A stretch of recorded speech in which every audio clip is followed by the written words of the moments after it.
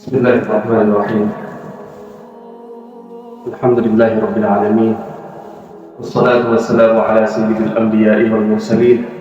محمد بن عبد الله الأمين وعلى آله وأصحابه وأتباعه وأزواجه وذرياته وأهل بيته أجمعين. أما بعد، فأعوذ بالله من الشيطان الرجيم. بسم الله الرحمن الرحيم. قل إن كنتم تحبون الله فاتبعوني يحببكم الله ويغفر لكم ذنوبكم والله غفور رحيم.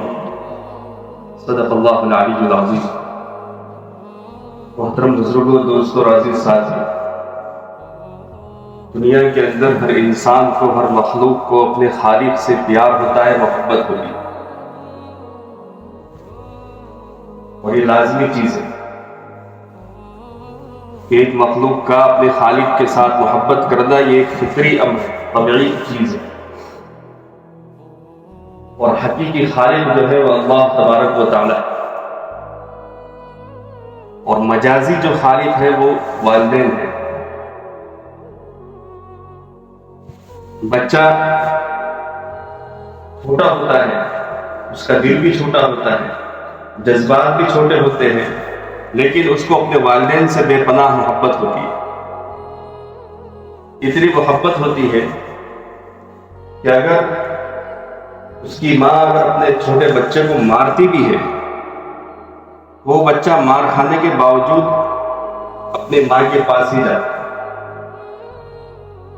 ماں اس کو دھکا دیتی ہے اور رو رہا ہوتا ہے، لیکن اس کے باوجود جو ہے وہ اپنے ماں سے ہی نپٹتا ہے. کیوں؟ اس کو معلوم ہے کہ یہی ماں جو ہے میری مأویٰ ہے اور میرا ملجا ہے، میرا ٹھکانہ ہے، سب کچھ جو ہے وہ میری ماں ہے. تو وہ دھکا کھانے کے باوجود بھی، مار کھانے کے باوجود بھی وہ اپنی والدہ کے پاس ہی جاتا ہے، اس لیے کہ اس کی جو احتیاج ہے، اس کی جو ضرورت ہے، وہ اس کی والدہ کے ساتھ جڑی ہوئی ہے.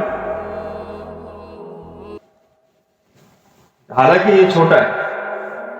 اور یہ فطری امر ہے، یہ انسان کی ابتدائی فطرت، انسان کی ابتدائی طبیعت. اسی طریقے سے جب وہ بڑا ہوتا جاتا ہے تو اس کی ماں سے جو اس کی ضرورتیں وابستہ تھی وہ کم ہوتی چلی جاتی. پہلے جو ہے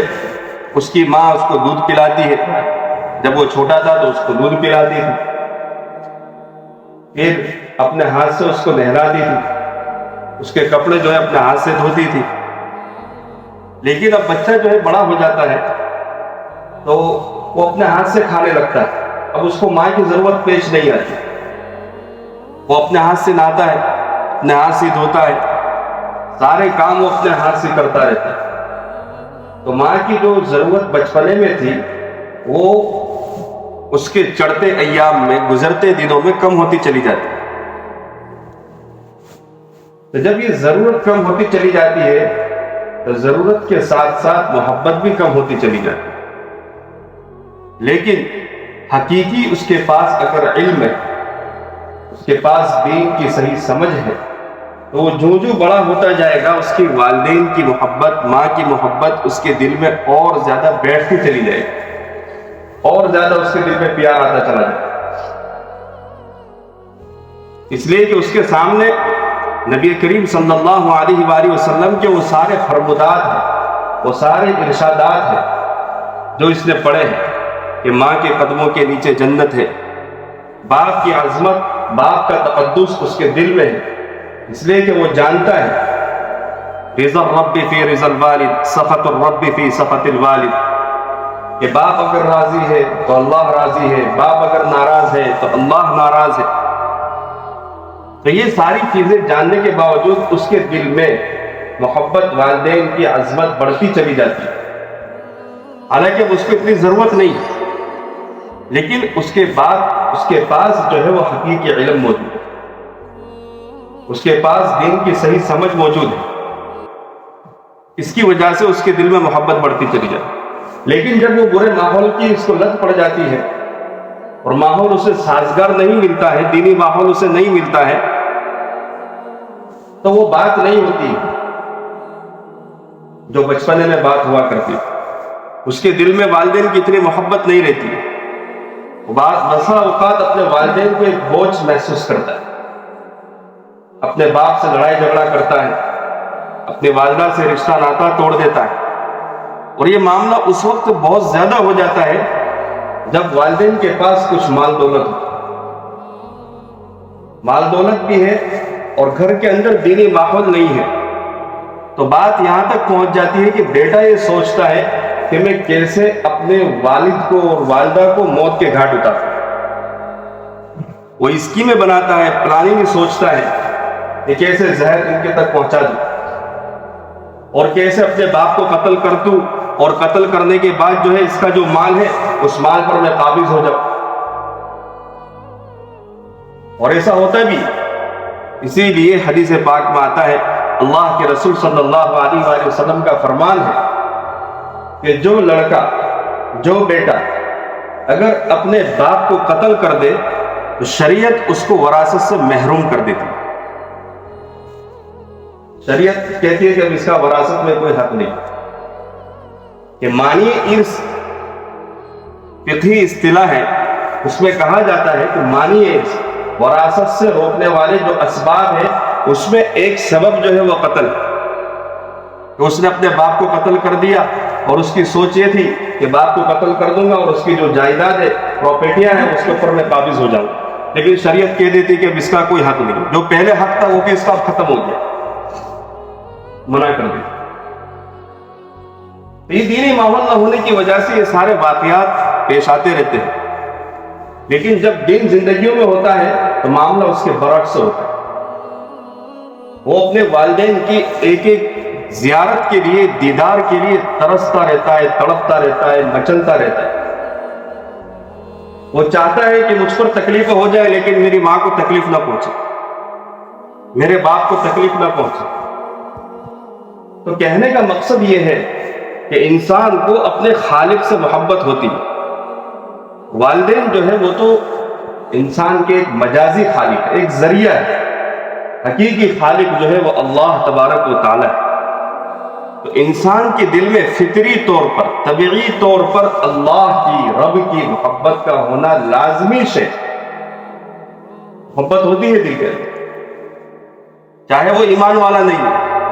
چاہے وہ غیر ہے، لیکن اس کے دل کے اندر اللہ تبارک و تعالیٰ نے جو ایک فطری امر بنایا ہے، یعنی خالق سے محبت ہونے کا، وہ چیز اس کے اندر پائی جاتی ہے، تو وہ محبت کو جو ہے دوسرے طریقے سے انجام دیتا ہے، وہ ان طریقے سے انجام دیتا ہے جو طریقہ شریعت کے اندر بیان نہیں کیا گیا۔ بھئی شریعت کے اندر اللہ تبارک و تعالیٰ سے محبت کو جو معیار بنایا گیا ہے، جو کسوٹی بنائی گئی ہے، وہ کیا کسوٹی ہے؟ وہ اللہ تبارک و تعالیٰ نے قرآن پاک میں بیان فرما دی، قُلْ إِن كُنتُمْ تُحِبُّونَ اللَّهَ فَاتَّبِعُونِي يُحْبِبْكُمُ اللَّهُ وَيَغْفِرْ لَكُمْ ذُنُوبَكُمْ۔ رب سے محبت ہے، خالق سے محبت ہے، تو تمہارے لیے ضروری ہے کہ محمد عربی صلی اللہ علیہ وآلہ وسلم سے پہلے محبت ہے۔ رب تک پہنچنے کے جو طریقے تھے اللہ تبارک و تعالیٰ نے وہ سارے طریقے ختم کر دیے، بس ایک ہی طریقہ اللہ تبارک و تعالیٰ نے قیامت تک کے لیے باقی رکھا، اور وہ طریقہ ہے محمد عربی صلی اللہ علیہ وآلہ وسلم کے نقش قدم پر چلنا۔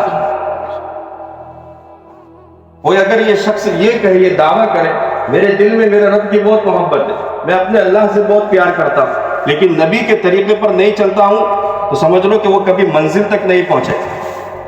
خلاف راہ پیغمبر قدم جو بھی اٹھائے گا کبھی رستہ نہ پائے گا، کبھی منزل نہ پائے گا، وہ کبھی منزل تک نہیں پہنچ سکتا۔ تو اللہ تبارک و تعالیٰ نے کسوٹی بنایا ہے نبی کریم صلی اللہ علیہ وآلہ وسلم کی اطاعت کو، نبی کریم صلی اللہ علیہ وآلہ وسلم کی محبت کو اپنی محبت کے ساتھ اس طریقے سے جوڑ دیا کہ اس کو ایک معیار بنا دیا۔ لیکن اگر طریقے مختلف ہوتے ہیں تو اللہ تبارک و تعالیٰ اس کو مردود کر دیتا ہے۔ جیسے کہ یہودی کہتے ہیں کہ ہمیں اپنے اللہ سے بہت محبت ہے، اتنی محبت ہے کہ انہوں نے وقت کی جو پیغمبر تھے حضرت عزیر علیہ السلام، قرآن پاک میں اللہ تبارک و تعالیٰ نے فرمایا وقالت الیہود عزیر ابن اللہ، اللہ سے محبت انہوں نے اتنی کی کہ انہوں نے جو وقت کے جو پیغمبر تھے ان کے ساتھ بھی انہوں نے اتنا سلوک کیا اور ان کے ساتھ انہوں نے اتنی محبت کا برتاؤ کیا، اتنی محبت کا برتاؤ کیا کہ انہیں اللہ کا ابن بنا دیا، اللہ کا بیٹا بنا دیا۔ پھر کیا ہوا؟ وہ اس کی پرستش کرنے لگے، ان کی پوجا کرنے لگے، ان سے اپنی مرادیں مانگنے لگے، ان سے اپنی نظریں مانگنے لگے، ان سے اپنی حاجتیں پوری کرانے لگے۔ تو جو اللہ کا مقام تھا وہ مقام انہوں نے ایک مخلوق کو دے دیا، جبکہ نبی جو ہوتا ہے وہ راستہ بتانے والا ہوتا ہے، گائیڈ ہوتا ہے، اور دنیا کا سب سے بڑا قائد ہوتا ہے۔ یہی حال ہوا عیسائیوں کے ساتھ، کرسچنوں کے ساتھ، کہ انہوں نے وقت کے پیغمبر حضرت عیسیٰ علیہ السلام کے ساتھ محبت کا اتنا زیادہ برتاؤ کیا کہ انہوں نے حضرت عیسیٰ علیہ السلام کو بھی ابن اللہ بنا دیا، اللہ کا بیٹا کہہ دیا۔ وقالت النصارى المسيح ابن اللہ۔ تو یہ جو طریقے ہیں اللہ تبارک و تعالیٰ نے ان طریقوں کی نفی فرما دی کہ یہ طریقہ نہیں ہے، مجھ تک آنے کا، اللہ تبارک و تعالیٰ تک پہنچنے کا یہ طریقہ نہیں ہے۔ حالانکہ دنیا کے اندر جتنے بھی غیر ہیں، جتنے بھی دشمن ہیں، چاہے وہ دین کے ہو، ایمان کے ہو، وہ سارے کے سارے اس بات کی تصدیق کرتے ہیں کہ اللہ ہے اور وہ ایک ہے۔ عرب کے مشرکین جہالت کی بالکل اپنی انتہا پر تھے، اس کے باوجود اللہ تبارک و تعالیٰ ان سے پوچھتا ہے۔ قرآن پاک کے اندر اللہ تبارک و تعالیٰ ان کی بات کو نقل کرتے ہیں وَلَئِن سَأَلْتَهُم مَّنْ خَلَقَ السَّمَاوَاتِ وَالْأَرْضَ لَيَقُولُنَّ اللَّهُ، کہ اگر تم میں سے کوئی اگر ان سے پوچھے کہ آسمان کو کس نے بنایا، زمین کو کس نے پیدا کیا، تو اللہ تعالیٰ فرماتے کہ وہ ضرور یہ کہیں گے کہ اللہ نے پیدا کیا۔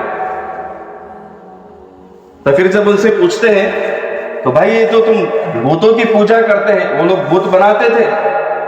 ستو کا بت بناتے تھے، اور جو ہے بھوک لگتی تھی تو اسی اپنے بت کو کھا جایا کرتے تھے۔ ان کی عقل کی یہ انتہا تھی۔ اور جب ان سے پوچھتے تھے کہ پھر یہ آپ کے جو طریقے ہیں وہ کیسے ہیں، تو وہ جواباً کہتے تھے، اللہ تبارک و تعالیٰ نے ان کے جواب کو بھی قرآن پاک میں سورہ زمر میں نقل فرمایا، ما نعبدهم الا ليقربونا الى الله زلفى، یہ جو ہم پرستش کرتے ہیں، پوجا کرتے ہیں، ہماری ان سے پوجا کا اور عقیدت کا اور محبت کا یہ جو معاملہ ہے وہ اس لیے ہے کہ یہ کل قیامت میں حقیقی رب سے، اللہ سے ہماری سفارش کریں۔ یہودیوں سے پوچھا کہ تم ان کی پوجا کیوں کرتے ہو، حضرت عزیر کو اللہ کا بیٹا کیوں مانتے ہو، تو وہ کہتے ہیں کہ کل قیامت میں یہ ہماری سفارش کریں۔ کرسچنوں سے پوچھا جاتا ہے کہ تم حضرت مسیح عیسیٰ علیہ السلام کو اللہ کا بیٹا تسلیم کرتے ہو کیوں، تو وہ کہتے ہیں کہ کل قیامت میں یہ ہماری سفارش کریں۔ یہی حال عرب کے مشرکین کا تھا کہ تم اس طریقے سے پوجا کرتے ہو، تمہارا اس کے ساتھ یہ رویہ کیسا ہے، تو وہ کہتے ہیں ما نعبدهم الا ليقربونا الى الله زلفى۔ تو اللہ تبارک و تعالیٰ نے اپنی محبت کے ساتھ جو طریقے تھے وہ سارے طریقے کو جو غیر ضروری تھے ان سب کو اللہ نے باطل قرار دے دیا اور کہہ دیا کہ اگر تم مجھ سے محبت کرنا چاہتے ہو تو تمہارے لیے ضروری ہے کہ پہلے میرے محبوب محمد عربی صلی اللہ علیہ وآلہ وسلم سے محبت کرو، ان کے بتائے ہوئے طریقوں پر چلو، ان کے امر کے آگے اپنا سب کچھ جھونک دو، اپنی ساری چیزیں قربان کر دو، اس لیے کہ ان کی محبت دین حق کی شرط اول ہے۔ محمد کی محبت دین حق کی شرط اول ہے، اگر ہو اس میں کچھ خامی تو سب کچھ نامکمل۔ حضرت معاذ بن جبل رضی اللہ تعالیٰ عنہ کو اللہ کے رسول صلی اللہ علیہ وآلہ وسلم نے یمن کا حاکم بنا کر جب بھیج رہے تو اللہ کے رسول صلی اللہ علیہ وآلہ وسلم ان کی سواری کے ساتھ چل رہے اور حضرت معاذ رضی اللہ تعالیٰ عنہ اپنی سواری پر سوار۔ اللہ کے رسول نے کہا کہ آپ سواری پر ہی بیٹھے رہے، یہی عدد ہے فی الحال۔ تو وہ سواری پر سوار ہے، چل رہے، اور اللہ کے رسول صلی اللہ علیہ وآلہ وسلم بھی ان کے ساتھ چل رہے۔ صحابہ کو اللہ کے رسول صلی اللہ علیہ وآلہ وسلم سے بے تحاشا محبت، اپنی بیوی بچوں سے بھی اتنی محبت نہیں تھی، راتوں میں نیند نہیں آتی تھی جب تک کہ حضور کا دیدار نہیں ہوتا، لیکن اس کے باوجود اللہ کے رسول کا جو امر آ جاتا تھا تو اس امر کے آگے اپنا سب کچھ جھونک دیتے تھے، قربان کر دیتے تھے۔ تو حضرت معاذ بن جبل رضی اللہ تعالیٰ عنہ سے اللہ کے رسول صلی اللہ علیہ وآلہ وسلم نصیحتیں فرما رہے کہ معاذ تم جا رہے ہو، یمن کی طرف تم جا رہے ہو، اب تم حاکم بن کر رہو گے، قاضی بن کر رہو گے، اگر کوئی شریعت کے اندر کوئی مختلف اختلافی معاملہ پیش آ گیا تو تم کیا کرو گے؟ انہوں نے کہا کہ اللہ کے رسول میں جو ہے سب سے پہلے قرآن کی طرف رجوع کروں گا۔ اللہ کے رسول نے فرمایا اگر تم نے اس میں نہیں پایا اس مسئلے کو تو کہا کہ اللہ کے رسول جو ہے میں احادیث کے اندر اس کو تلاش کروں گا۔ پھر فرمایا اگر اس کے اندر نہیں پایا تو حضرت معاذ نے فرمایا کہ صحابہ کرام کی میٹنگ بلاؤں گا اور جو فیصلہ ہو جائے اس پر عمل کروں گا۔ اللہ کے رسول صلی اللہ علیہ وآلہ وسلم اتنے خوش ہوئے کہ ان کو شاباشی۔ پھر اس کے بعد اللہ کے رسول صلی اللہ علیہ وآلہ وسلم نے فرمایا کہ معاذ تم جا رہے ہو اور یہ میری اور تمہاری جو ہے یہ آخری ملاقات ہے، اس کے بعد اگر جب تم مدینے میں آؤ گے مجھ کو نہیں پاؤ، تم میری قبر کے پاس سے گزرو گے۔ جب یہ الفاظ سننے تھے معاذ ابن جبل پر ایسی کیفیت طاری ہوئی، چیخ چیخ کر رونے لگے، سسکیاں لے کر رونے لگے، دور دور تک ان کے رونے کی آوازیں جا رہی۔ لیکن کر کیا سکتے؟ نبی کریم صلی اللہ علیہ وآلہ وسلم کا فرمانے کے جاؤ، دور ہونا ہے دین کی خاطر دور ہو جاؤ،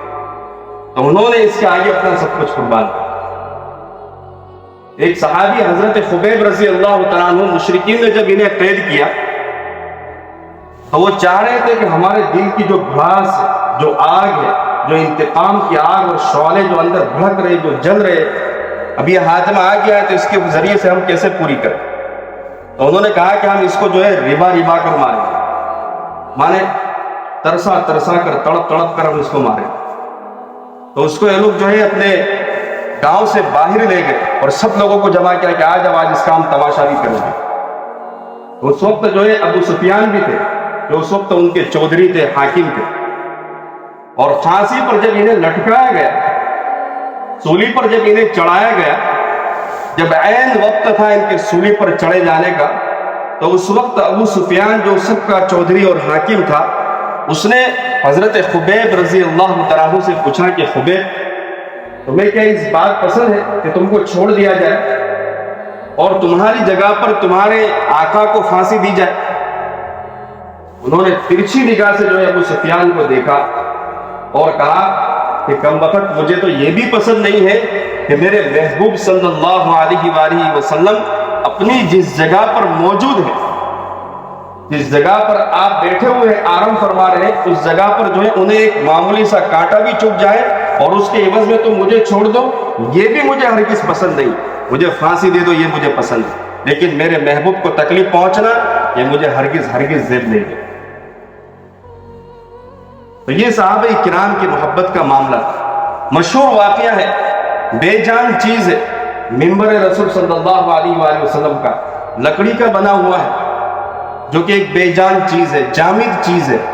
بغیر روح کی چیز ہے۔ منبر رسول صلی اللہ علیہ وآلہ وسلم پر اللہ کے رسول صلی اللہ علیہ وآلہ وسلم تقریر دیا کرتے تھے، بیان وغیرہ دیتے تھے۔ اب وہ لکڑی کا تھا، کسی صحابی نے سوچا، غالباً حضرت تمیم داری رضی اللہ تعالیٰ عنہ انہوں نے اس لکڑی کے منبر کو ہٹا کر دوسرا ایک منبر بنا دیا اور اسے سائیڈ میں کر دیا۔ تو جب اگلا جمعہ جب آیا تو نبی کریم صلی اللہ علیہ وآلہ وسلم نئے منبر پر بیٹھ کر ٹیک لگا کر سہارے سے بیان دینے لگے تو اچانک سسکیوں کی، رونے کی، بلکنے کی آوازیں آنے لگی۔ صحابہ بھی حیرت میں پڑ گئے کہ بظاہر تو کوئی چیز نظر نہیں آ رہی، کیا معاملہ ہے؟ تو دیکھا کہ یہ منبر رسول جو یہاں پر تھا اس کو سائیڈ میں کر دیا گیا ہے اور وہ کونے میں بیٹھ کر رو رہا ہے، ایک جامد چیز ہے۔ نبی کریم صلی اللہ علیہ وآلہ وسلم اس کے پاس گئے اور اس سے ہم کلام ہوئے اور اس سے پوچھے کہ کیا معاملہ ہے؟ تو وہ منبر رسول جو لکڑی کا بنا ہوا تھا، جو بے جان تھا، وہ اللہ کے رسول صلی اللہ علیہ وآلہ وسلم سے کہنے لگا کہ آپ کی جدائی پر میں رو رہا ہوں، کہ آپ جو ہے مجھ پر ٹیک لگا کر سہارے سے بیان دیا کرتے تھے، اب جو ہے ایک نیا منبر تیار ہو گیا ہے اور مجھے سائیڈ میں کر دیا گیا ہے، ایک طرف کر دیا گیا ہے، اس وجہ سے میں رو رہا ہوں، میں آپ کی جدائی برداشت نہیں کر سکتا۔ حدیث پاک میں آتا ہے اللہ کے رسول صلی اللہ علیہ وآلہ وسلم کا فرمان ہے اور بخاری شریف کے الفاظ، فوالذی نفس محمد بیدہ لو التزمه ما زال باکیا حقبا حتی یوم الساعة۔ حزنا على فراق رسول اللہ صلی اللہ علیہ وسلم۔ نبی کریم صلی اللہ علیہ وآلہ وسلم فرماتے ہیں قسم ہے اس ذات پاک کی جس کے قبضے میں محمد کی جان ہے، اگر میں اس کو اپنے سینے سے اور اپنے دل سے نہ لگاتا تو یہ اس طریقے سے چیخ کر سسک کر بلک کر روتا رہتا اور قیامت تک اس طریقے سے روتا۔ کیوں؟ نبی کریم صلی اللہ علیہ وآلہ وسلم کی جدائی کی وجہ سے۔ پھر اللہ کے رسول صلی اللہ علیہ وآلہ وسلم نے اس سے ایک وعدہ لیا، کیا تو یہ نہیں چاہتا ہے کہ تو جنت کے اندر میرے ساتھ رہے؟ جب اللہ کے رسول نے اس سے یہ وعدہ لیا اس کے بعد یہ خاموش ہوا اور اس کا رونا بنا۔ ایک جامد چیز ہے۔ کہنے کا مطلب یہ ہے کہ اللہ تبارک و تعالی نے اپنے تک پہنچنے کے جو طریقے اور جو راستے جو بنائے ہیں وہ جو ہے محمد عربی صلی اللہ علیہ وآلہ وسلم والے طریقے، ورنہ اس کے علاوہ جتنے بھی طور و طریقے وہ سارے کے سارے بدعت، وہ سارے کے سارے غیر ضروری چیز ہیں۔ اور ایک آیت مجھے میرے ذہن میں آ رہی ہے سورہ کہف کی، اللہ تبارک و تعالیٰ نے فرمایا قُلْ هَلْ نُنَبِّئُكُمْ بِالْأَخْسَرِينَ أَعْمَالًا الَّذِينَ ضَلَّ سَعْيُهُمْ بِالْحَيَاةِ الدُّنْيَا وَهُمْ يَحْسَبُونَ أَنَّهُمْ يُحْسِنُونَ صُنْعًا۔ کہ آدمی جب کوئی کام کرتا ہے نا اور اس طریقے سے ہٹ کر کرتا ہے جو نبی کریم صلی اللہ علیہ وآلہ وسلم کا طریقہ ہے، ان کے طریقے سے ہٹ کر کام کرتا ہے، تو وہ جو بھی کام کرتا ہے وہ ایک دین سمجھ کر کر رہا ہوتا ہے، وہ دین سمجھ کر کر رہا ہوتا ہے، عبادت سمجھ کر کر رہا ہوتا ہے۔ تو اللہ تبارک و تعالیٰ فرماتے ہیں کیا ہم تمہیں نہیں بتلائے سب سے زیادہ اعمال کے اعتبار سے گمراہ کون ہے، سب سے زیادہ گھاٹے میں کون ہے، نقصان میں کون ہے، دنیا کے اعتبار سے بھی اور آخرت کے اعتبار سے بھی؟ وہ لوگ ہیں جو اعمال تو کر رہے ہیں، دین سمجھ کر کر رہے ہیں، لیکن حقیقت کے اندر وہ دین نہیں۔ وَهُمْ يَحْسَبُونَ أَنَّهُمْ يُحْسِنُونَ صُنْعًا، اور وہ سمجھ رہے ہیں کہ ہم اچھے کام کر رہے ہیں۔ اس لیے ضروری ہے کہ ہم جو بھی عمل کریں وہ پیارے آقا صلی اللہ علیہ وآلہ وسلم کے طریقے پر کریں، اور سب سے ضروری جو چیز ہے کہ ہمارا دل نبی کریم صلی اللہ علیہ وآلہ وسلم کی محبت سے موجزن ہو، ہمارا دل جو ہے نبی کریم صلی اللہ علیہ وسلم کی محبت سے اتنا بھرا ہوا ہو کہ جو ساری محبتوں پر غالب ہے۔ اللہ تعالی ہم سب کو کہنے سننے سے زیادہ عمل کی توفیق عطا فرمائے۔